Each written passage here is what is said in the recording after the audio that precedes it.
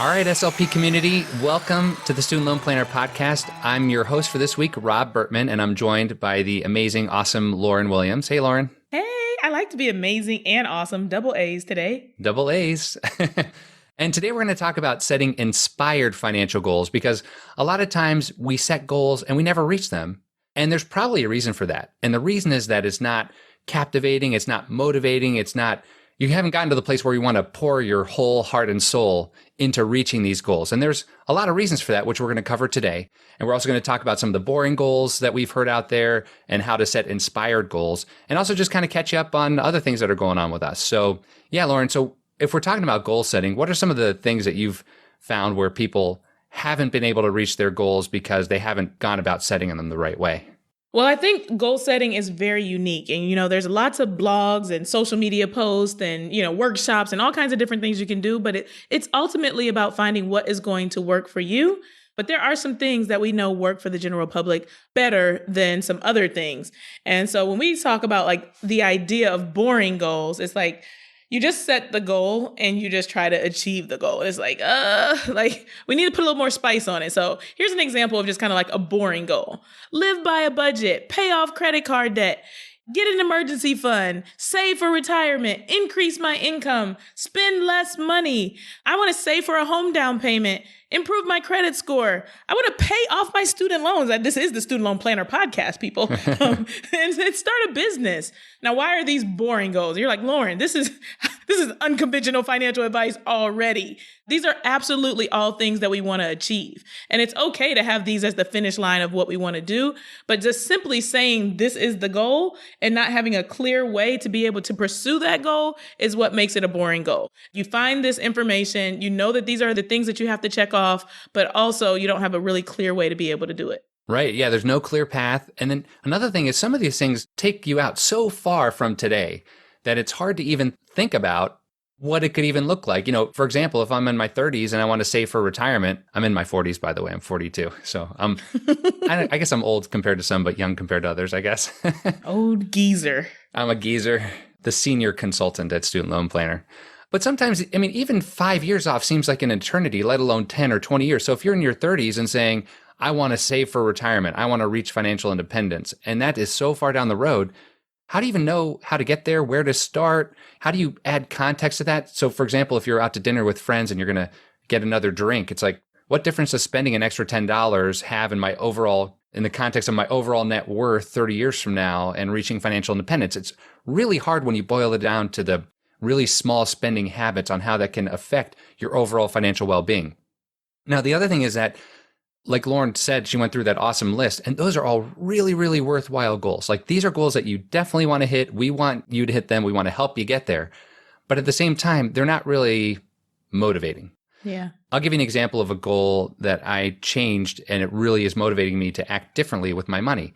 Before, I always kind of said, I want to have $1 million. Okay. I want to have a 7-figure net worth, right? I think we all do, right? I never really could get myself to get there because number one, when I started this goal, I was really far off from it. I was not close, didn't know how to get there, had no path. I just knew I wanted to do that, or I thought I knew I wanted to do that. But then over time, as I got married, started building my family, I thought about what I actually want is financial independence. But even financial independence is kind of well, so what? You can choose whether you want to work or not. What do you want to do? So my wife and I came up with this idea where we want to be able to have the flexibility to sit down in different cities across the US, across the world, for a month at a time, just sort of absorb the culture, absorb everything there is to know about the city, and just kind of be together. And we can choose to work remotely or not, but just kind of get in a position where we can maintain our home base here in St. Louis and also go out and do these fun things. When I started thinking about being on the beach in Costa Rica, taking my surf lessons and my Spanish lessons, just having a morning coffee with my wife and having a nice night out, walking down the streets in a new place, or, going to Paris for a month and sitting down and absorbing the culture. That stuff really gets me going. And I'm sure it does for you, Lauryn, too, because you love traveling.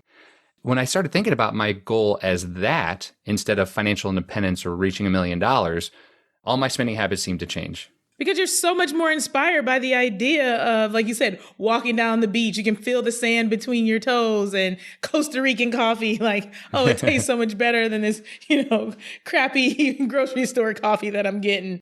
it's incredibly inspiring to be able to put yourself in the place where you want to be and really envision it and then kind of start to take action. Yeah, that's really cool. And Lauryn, I know that professionally you're working on a new line of your business and you've had to set some goals to get there. So what are you working on now? Like, what are some of your goals for your business at the moment outside of Student Loan Planner?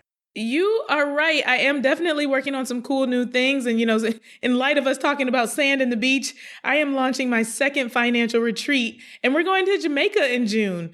So I'm really, really excited about it. But the goal was like really to go back for a second. It's been one of those things that it was a boring goal to begin with, launch financial retreat. It didn't have any real meaning behind it, or they didn't have anything for me to really, I couldn't envision it because I didn't know what it was going to look like. I was like, I just think it'd be really cool to get people together to talk about their finances, to get them outside of their regular environment. But I had no real, how am I going to get from point A to point B? Because in the financial industry, there are no financial retreats. So I'm pretty much known for coming up with new ideas and thinking outside the box. But then you've really got to, from scratch, create this thing. And so it was like, well, how do you get 5 or 6 people to want to get together in the same place that maybe don't know each other? How do you get them to want to open up about their finances? What kind of environment do they need to be in? And so we're going to have a private chef. We've got a really nice location. It's a big home, 8 bedrooms. It's going to be really, really nice for you to be able to relax, retreat, but also get your finances in order for it. So it's that person that wants to mix, wellness with a little bit of vacation and relaxation. Yeah, I remember you talking about this and you were like, I just don't know how to get there exactly. And I know what I want to do, but I don't know what it looks like. And as you've gotten more defined and more specific about what it's going to look like for you, what it's going to look like for the people going to that, that's really when you're like, all right, I got this, and this is what I want to do. Exactly. Like you said, I had to imagine myself with people in a room, people really excited, because I was doing a lot of the what ifs, what if no one wants to come? What if no one wants to purchase this? What if they think it's too expensive? And on and on and on down the road. And that doesn't help you get toward your goal. If you set a goal and you want to achieve something, you've got to think about the possibilities. And that's where you get motivated. We're talking about inspired financial goals. So I started to change my mindset and think about, look at the impact that I might be able to have, the response that I can get, the way that I'm going to grow individually by being able to do this thing. So, I've got to coordinate travel, coordinate food for multiple different people. It's challenging me to get outside of my own box. I love travel and I love to eat. So these are things that are, somewhat come natural to me, even though I'm not a chef or a travel agent per se. And it started to okay, I do have the talents and the skills and the abilities that are going to be necessary for me to be able to reach the end goal. And I got inspired by that. Yeah, that's really cool. I mean, I'm sure a lot of people, I know I'm very curious, is to hear sort of when you, in your Olympic days, you're a 4-time Olympian, right? Mm-hmm. So how does goal setting work when you're reaching the top level like you have? What does that look like? Yeah, well, it's very much looking at the big picture of what I wanted to achieve. So, Olympic gold medalist, world record holder is always where we start. Everybody wants to not just win, but we want to break the world record in whatever sport we're participating in. However, there's a lot of things you have to do to get there. And so I started to kind of back into, I need to run good races. In order to be able to run good races, I need to have good practices. And to go back and look at the good practices, it's not all of them are going to be good, but I also need to be consistent. That was a key aspect of me, and understanding how to set goals was realizing that consistency was going to be a key part of it. Yes, things will come up. Yes, there will be days that you're sore. Yes, there will be days that you don't feel well. Sometimes practice will suck because you're trying your hardest and your feet just won't go as fast as you want them to. But you absolutely need to be consistent and continue to show up day after day, even when you're not doing it perfectly. That's amazing to hear. My wife, I used to be a serial goal setter, but not a serial goal achiever. I've made a lot of mistakes. I always wanted to accomplish so much, never, in an Olympic fashion, right, as an Olympian, but I didn't have any dreams of breaking any sprinting world records or anything like that. But I never reached my goals. And I found that there were a lot of reasons for that over time. And one of the things, kind of like what you were saying about consistency and working on having a good practice, is my wife has always been a great goal achiever. She was saying, Rob, instead of focusing on the outcome, you got to focus on the process. What is the process that you're going to use to get there? So if you start with that goal of breaking world records and being a gold medalist, well, it all starts with, what are you doing in practice, right? What's the process that you're going through? What techniques do you have to use? What do you have to focus on in order to even put yourself in a position to take advantage and reach the world records. That was one of the things with my wife that I noticed as I started talking about process over outcome. That made a huge difference for me. I know, like, since this is the Student Loan Planner podcast, all of you listening to us, you want to be free of student loans. You want to be student loan debt free, right? That's an awesome goal. And we want to help you get there. And we have all the tools and resources, whether it's the free stuff on the website, whether it's the one-on-one consults. We are here for you. We've got you covered, the weekly email blasts. But at the end of the day, it's all about what will that do for you? Understanding when you are student debt free, how will you feel? There's this concept called future pacing, where you take yourself out of today's circumstances and you plant yourself after you've achieved the goal. What are the emotions? What are the feelings? What's the vibe? What's your emotional state? What's your physical state, your mental state after you've reached that goal? That needs to inspire motivation, right? And if you don't know what it's going to look like or what you're going to do, if you can define that, then that makes these goals not be boring. That's one of the ways that they can go from being boring goals to being inspired financial goals. Yeah. And I love what you're saying, Rob, because it makes me think about the idea, like you said, it's about the process. And what we do sometimes is get a little bit overwhelmed thinking about the big goal, which are kind of what I also mentioned as like the boring goals on the front end. Or for me, it was even like you said, the financial retreat. That was the kind of big goal, is like, I want to have the retreat. But what are those micro goals along the way that are going to help you get to where you want to go? And if you focus on the micro goals, it gives you a little bit more excitement, because it's like, this thing is coming up and this is what I need to achieve in this short period of time. So often with people, as we talk to them about their student loans, it's like 25 years until forgiveness. I'll never make it that long. What am I going to do? That's focusing on the big goal. You absolutely can achieve forgiveness, and it may happen over a period of 20 or 25 years. And it sounds like such a long time to have these student loans hanging over your head. But if we start to work backward and look at the overall process and what is going to be necessary for you to be able to achieve that goal. So, getting a clear plan in place, making sure that you recertify your income on time on a regular basis. And also, like, what kind of wins you get along the way. Well, I'm paying a much lower student loan payment, so now I have extra dollars to reallocate toward a home down payment, extra dollars to reallocate toward my retirement goals. All these other different things get to be accomplished along the way. And those are kind of the micro goals that help you reach the macro goal or the big goal that's out there. I love that you're talking about the idea of process and what happens down the road, but we first got to kind of bring it back here and let's work on what we're doing. Yeah, I recently just started working on the process part of it. And over the last 5 years, as I've been running my business family budget expert, things have just exploded. I've become more focused. I've been doing a lot more things. Rather than focusing on here's where I want to be in 5 years, it's what's the process that's going to get me there. So for student loans, for example, if we want to take it to today, if you're someone who could be eligible for the PSLF waiver, well, it all starts by saying, what do you have to do? If you want to get PSLF and be student debt free, what are the things that you have to do today in order to get there? So it's researching about the PSLF waiver. It's about setting up a consult with us if you feel like that would help you. It's about filling out the employment certification forms, that PSLF application, to make sure all of your qualifying full-time employment counts. And once you do that, that will help you reach the goal, but it's something that you can do today during this waiver period through October. And like Lauren, you were saying, in terms of being student debt free specifically, if you're going for taxable loan forgiveness where you're going to try to pay as low as possible and use that extra money left over to save and invest to grow the asset side of your balance sheet, well, then you can focus on, how do I free up the money today so that I can make my student loan payments and also have that extra money left over to put into my pre-tax retirement account to lower my adjusted gross income, to save up for the tax bomb in a brokerage account. How much do I need and how do I get myself to get there? Focusing on there will mean that when you get there in the 20 or 25 year loan forgiveness, if you're starting from scratch, or the 10-year loan forgiveness with PSLF, not only will you get there, but you're going to get there in a super, super duper strong financial position. But then again, you also have to know your why. Mm-hmm. Through this, Lauren, I came up with my 5 C's of goal setting, of inspired goal setting, right? Not just goal setting. Ooh.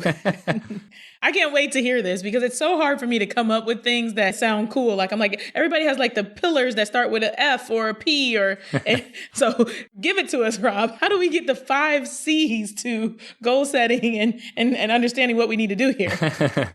Well, thanks, Lauren. So the first C number 1 is clarity. What are you trying to do? Okay. So that's student debt free. Maybe that's what you're trying to do. That's C number 1, clarity. The second C is context, meaning, why is that important to you? Why is being student debt free important to you? Will you just feel like your education was worth it, that your career path was worth it to you? Do you feel like, is there just going to be a burden lifted off? Is it creating conflict in a relationship? Are you questioning your decisions? Why is it important to be student debt free? The context, that's the second C. I think this is one I'd love to pause on for a second, because I think context is so important too, to be able to kind of shed narratives of things that maybe don't resonate with you. Sometimes it's because debt is bad, and it's because, I'm a terrible person that can't adult if I can't get rid of my debt. And there's all these kind of negative narratives or negative money messages that some of us have been told that aren't our true context. They're giving us motivation to be able to do this thing, but they're not necessarily with the right reason. So to take a moment and decide for yourself, why is this important to me? Why does this matter? What steps can I take to, get clear on why this matters to me versus why everyone else is saying this is important? Because that's something we run into all the time in consultations. We have a very fancy spreadsheet that explains, this is the best and most cost-effective thing to do. And people are like, no way, no how, I'm paying this debt off in 3 years anyway. And it's because they don't have context on why it's necessarily important to them. It's because my mom said, I have to get rid of this debt. We were raised that debt is bad. I don't care if you're telling me that this is going to save me hundreds of thousands of dollars. I'd rather do this. So I definitely challenge people to find, what is the true context, and to spend a moment reflecting on why is it important to you, not to everyone else. Totally agree. I mean, we can always be trying to chase other people's dreams, other people's goals. But ultimately, it takes some self-reflection to say, why do I want this? I mean, I know why my parents might want this for me, or why my significant other might want this for me, but why do I want this? If you don't own your financial goal and the reason behind it, then it's never going to happen. We're only going to be motivated by other people's perception for so long until we have to say, what's our intrinsic motivation to get this done? So that's a great point, Lauryn. So the third C is connection. Now, this, in my mind, is one of the most important things with goal setting. And what I mean by connection is, does it evoke an emotional response? When you say your goal out loud, does your heart start beating a little bit faster? Does a smile come to your face? Do you have like a sense of relief or stress reduction when you say this goal? And if not, you've got to get to the point where you feel that connection, right? It's kind of going from being financially independent, in my personal example, to being able to sit down for a month at a time in a different city across the world with my wife and absorb the culture and do everything, all of that. And this is where the future pacing comes in too, where you want to pick yourself up out of today, the circumstances of today, and put yourself into that position. And then if that doesn't bring a smile to your face, if it doesn't make your shoulders kind of drop because the stress kind of melts away, then you got to get even more granular with what you're looking for. It's so funny. I'm thinking about myself running around. So Jamaica coming up here in June will be my second retreat. The first one, the week of, I was just a nervous wreck. And so you talk about like the butterflies in your stomach. I did. It was the first time since I retired from sport that I had all of those kind of like, oh my goodness, what am I going to do feelings? Like the moment is almost here. Oh my goodness, but it's almost here. I don't want it to be here yet. And what about this? It's not put in the right place. And should I get these kind of candles? Should I do this? Should I? To actually have a connection. I'm realizing as we go through your C's, how cool it's been for me to try to accomplish this goal. I drove my assistant crazy. I drove my husband crazy. Everybody was just like, calm down, you'll be okay. And I'm like, it has to be perfect. Definitely was connected though. That's great. There's this guy, Brendan Burchard, who's probably the Tony Robbins of today. And he has this app called Growth Day. He's done all sorts of awesome stuff. And he says that, those butterflies, that's just a sign that you care and that you're on the right track. Some people, they run away from those kind of feelings or they try to avoid them. But if you feel that way, you got the butterflies in your stomach, that means this is important to you. And that's an emotional response, just like what we're talking about. So the fact that you're feeling that way, even though in the moment, like you said, you're driving everyone crazy, it's actually a good sign that like you're heading in the direction that you wanted to go. So that's the third C. And then the fourth C, this is what always got me into trouble too. The fourth C is concise. Keep a small list. I can tell you, like, actually my wife's family, one of the reasons she's so good at goal setting is that every year, I think when she was in high school on, she and her brother and her parents would sit down, like on New Year's, they would come up with their goals for the year. They'd have personal goals and professional goals, and they would talk through them. They'd hold each other accountable. I never did that growing up. So when I first started doing this with them, once I married into the family, I had like 15 personal goals and like 20 professional goals I wanted to reach. And I remember my father-in-law telling me like, Rob, you might want to pare that down a little bit. I'm like, no, I'm going to reach them. And of course, going to the serial goal setter, Rob of the past, I didn't really do any of them. Honestly, if I'm being honest, like I never really fully reached them. But once I started having a more concise list, like for example, in my business in Family Budget Expert, like I want to do everything. I want to do speaking. I want to have an online course. I want to have like a group coaching. I want to do one-on-one coaching and have podcast, YouTube channel. Hey, don't talk about me like that, Rob.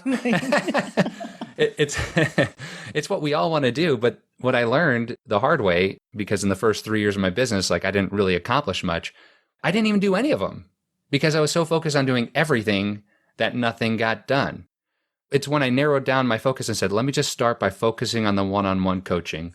Then I'll expand to the group coaching, which I'm in the process of launching my second round of that now. And then from there, do the speaking engagements and then the YouTube channel and kind of one thing at a time. So I'm going to accomplish everything, but rather than trying to do everything all at once and getting nowhere, trying to do one thing at a time. So as it relates to student loans, the payment pause, who knows what's going to happen next week and when this comes out, but whenever the payment pause ends, you've got to make room in your budget to absorb those payments again because they've been paused for over 2 years now, right? One of your short-term financial goals should be, how do I practice getting the student loan payment back? How do we make room in our budget to go back to the payment that it was before the CARES Act forbearance started? So that would be a great small short-term goal that if you're having trouble, you're not sure where that's going to do that. That needs to happen before this pause ends for sure. And that's just a super easy way to, like you said, be concise. In the vein of being concise, it's like, this is the one thing I need to do is figure out where I'm going to find the $350 a month or whatever your payment was. There are some people who have already set that money aside from the very beginning, like, oh no, my payment's been cut off. What do I do? And they redirected it to home down payments or they redirected it to emergency savings. It's okay if you didn't do that up to this point. It is not too late to ever get started on a goal. Right now is a wonderful time to say like, okay, let me get prepared and let me do this one thing to head in the direction of where I want to go. And then that leads us to the fifth C, which is kind of intertwined, but it's the current portion of your goal. So what can you do this month? So if you want to be financially independent in 20 years, what can you do today, this week, this month to help get you there? In my mind, in the budget world, if you have extra money left over at the end of the month, what you do with it, it's like an easy decision. When you don't have a lot of money left over at the end of the month, trying to figure out where it should go, that becomes the hard decision. I always tell people to first focus on how do you free up that extra money at the end of the month. That should be like, if you want to reach financial independence, first you have to spend less than you make, right? Mm-hmm. So in order to get there, that should be the number one thing that you can start working on this month or next month. In other words, there needs to be a today's action component to your long-term goals. If you don't have a component that you can work on today, that process like we talked about at the beginning, Lauryn, you're never going to get there. So the 5 C's of goal setting, to recap, are clarity. What are you trying to do? Context. Why is it important to you? Connection. Do you get that emotional response? Does it make you feel empowered? Does it make you feel a lot of stress reduction? Does it make you feel excited? Number 4 is concise. Keep it small. And number 5 is current. What can you do today in the next week or month in order to help you take action towards reaching your financial goals? I think that is a perfect way to sum up a way to do goal setting that is not boring. You'd be surprised the number of people who have not dealt with goal setting. Like you said, it's not something that's been a natural part of their life. And it's okay. It's okay to be a grown-up in your 20s, in your 30s, in your 40s, even beyond, and had never come across this concept, never figured out how it was going to work best for you. And to go back to those goals that we talked about at the very top of the podcast, I referred to them as boring goals, but they're also very legitimate goals. There's so many of us that are trying to live by a budget, pay off credit card debt, increase our income, start a business. But I would challenge you to say, go above and beyond the baseline goal that is that thing and think about how can I get a little bit more granular in thinking about the way that I'm going to achieve that goal. And also, like Rob said, don't take all of those goals because they're all really popular. There may be a lot of things you need to fix in your finances. And if you've been living life on the edge for the last few years, knowing that you didn't have any clear plans, maybe don't try to get the budget, the emergency fund, start the business, and pay off all the student loans in the same month, And that's what happens at the beginning of the year. Like, yeah, this is my year. I got this. I'm going to do this. I'm going to do all 20 of these things. And it's really like, okay, I've never had a budget before. How can I create a budget? How can I be concise in creating this budget? I like the bucket budget as an option for people who are just getting started. It's like, this is a good starting place. It's not the budget maybe that you need for the rest of your life, but figure out some buckets that you can get your money in, as opposed to starting immediately with, I spent $3.13 on a cheeseburger and I spent da-da-da-da. I actually love the granular stuff, but understand which of your goals are the most important, narrow it down to just a few of them, and then follow Rob's 5 C's. And I think you'll be headed in the right direction. Yeah, we want what's best for you. We want you to, obviously you're here because you have student loans or have someone close to you who has student loans. And we want you to be student debt free. And there are any number of different ways to go about doing that, whether it's if it's appropriate refinancing and paying it back quickly, or if it's long-term income-driven repayment with taxable loan forgiveness, or PSLF with tax-free loan forgiveness. The first part is just identifying, your end financial goal is going to be being student debt free. But how you get there is going to be different depending on the number of factors that would influence whether you refinance income-driven repayment with taxable loan forgiveness or PSLF. Another way to simplify things too, I usually tell people if you have saving, investing, or paying back debt as 3 things you can do with your money, pick only one in each category. A good baseline financial goals to set on the saving side is getting that emergency fund. On the debt side, it's being credit card debt free. And then on the investment side, it's if your employer has a match, like if they'll match, if you put in 6%, they'll put 3%. You want to get the maximum match that they'll do for you. Put in as much so that they're matching as much as you can get. Because that's your financial foundation. If you're working on setting these short-term financial goals so that you can get to that financial independence, so that you can reach a 7-figure net worth, so that when you're student debt free, you're going to have a really awesome net worth at that point, even though you have, 6-figure student debt right now, just focus on credit card debt free, 3 to 6 month emergency fund, and getting the max match from your employer. One thing in each category and then go from there. Simpler is better for sure. When I work with clients on their financial goals, a lot of times it's like a shotgun approach. It's like saving for kids' college, saving for retirement, building an emergency fund, saving up for a vacation and a down payment, investing here, investing there. Once they get laser focused on one thing in each of those areas, they end up feeling more empowered and they're able to reach those goals. And that's right back to being concise, Rob. I love that it's just like, pick one thing here and only have the 3 things. I'm also a really big fan of writing it down to make it real. So I don't have a fancy 5 C's. I love yours. I'm probably going to steal them. Just going to put it out there. But they're all yours if you want them. There's about 3 things that I think are really important as it pertains to the goal setting world. And so the first one is write it down and make it real. We talk about things, kind of to ourselves, or we have these thoughts in our head. Did you ever, write down your budget? You're like, I kind of, I know my bills. I know how much my rent is. I know kind of how things go.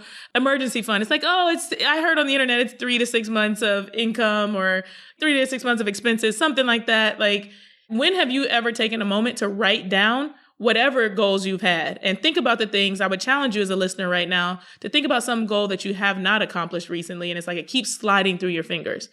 When did you write it down so that it could become real? Because even if it's not a actual tangible thing, by writing it down, it now becomes tangible and it holds you accountable to like, this thing is now real. I would say the next thing is where was it written? Was it written in a place that was a visual place?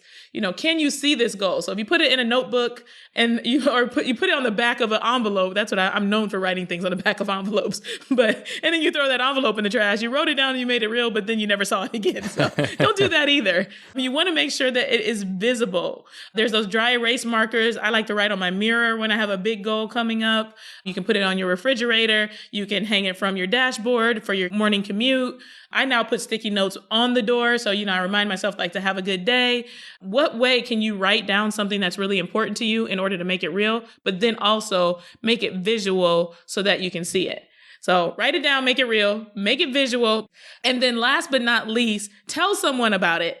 When you tell a goal, when you say a goal out loud, it also adds a level of accountability to the whole process. So it's this idea that now that I've told all these listeners that I'm having a retreat in June, I can't cancel it. I can't shut it down at this point. There's no turning back because I'm very nervous. It's a non-traditional way of doing financial planning, but I also believe in the impact that it can be made.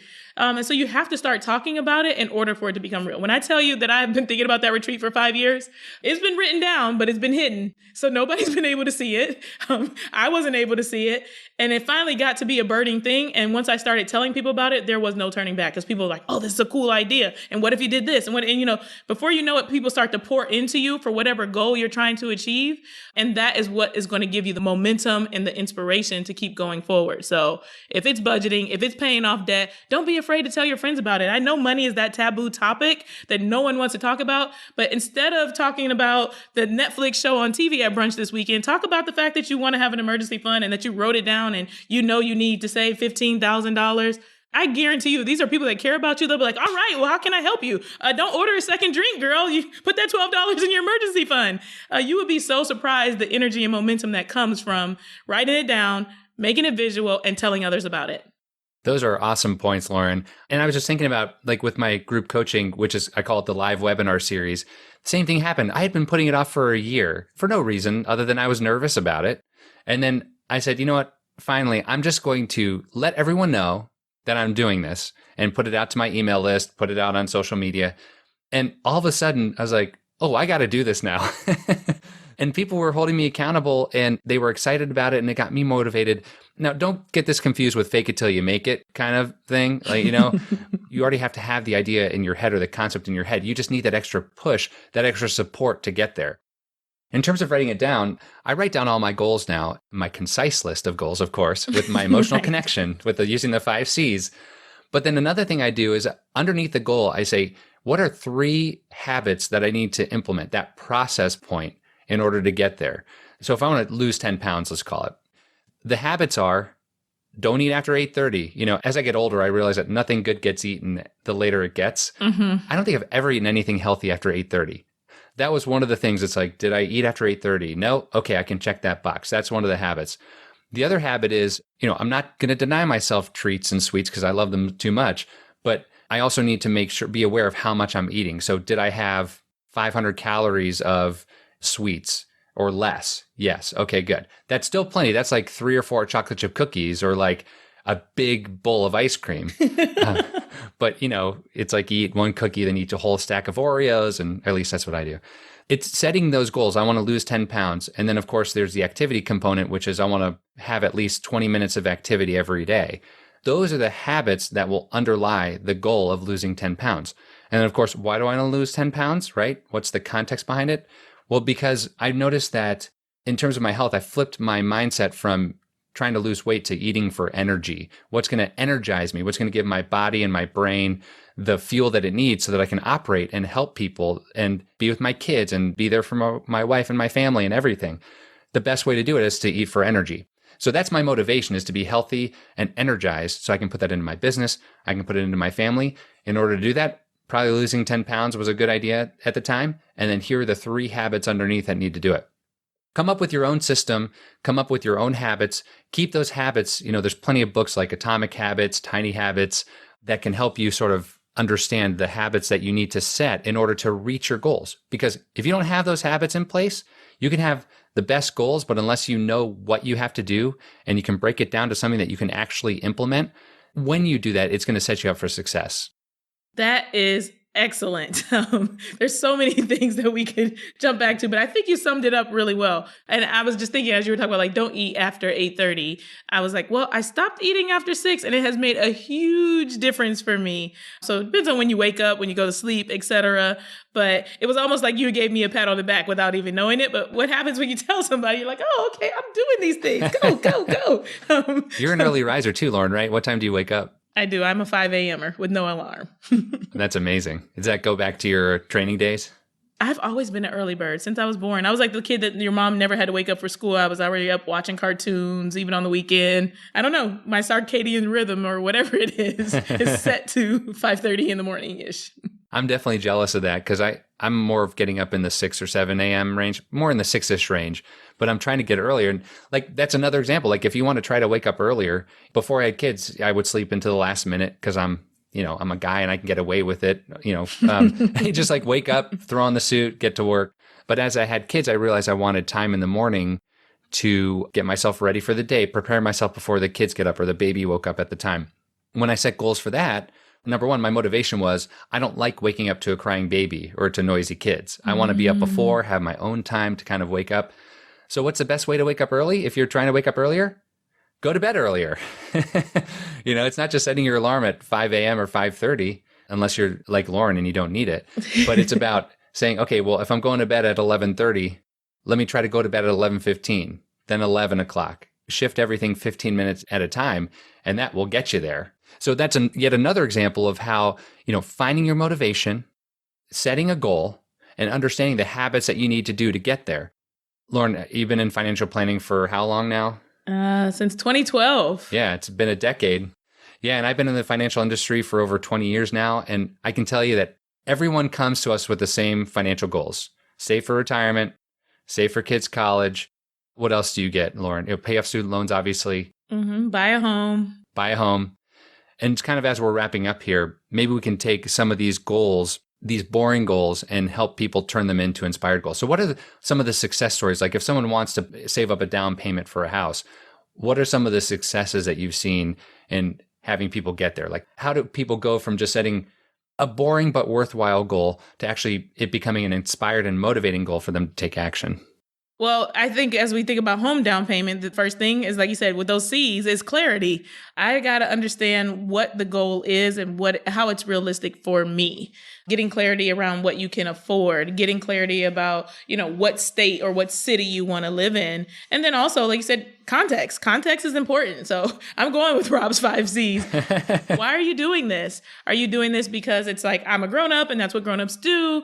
Are you following it's cheaper to buy than it is to rent? Absolutely not necessarily true. I'm just going to put it out there. I 100% agree. Right. Are your, parents telling you need to do it? Or are your friends doing it? Or is there true context around, I love hosting people. I'd love to settle down in a space. We need a little bit more space for our family. And I can't wait to play with my kids in the backyard all the time. What is the context behind home buying? And I kind of walk through that with clients when I talk to them is, why do you want to do this? Some people are really motivated right now because the market's going crazy. It's like, oh my goodness, if I don't buy now, I'll never be able to buy. Help me figure this out immediately. But last year, it wasn't a goal of yours. So is it truly something that, in the context of your own life is important to you?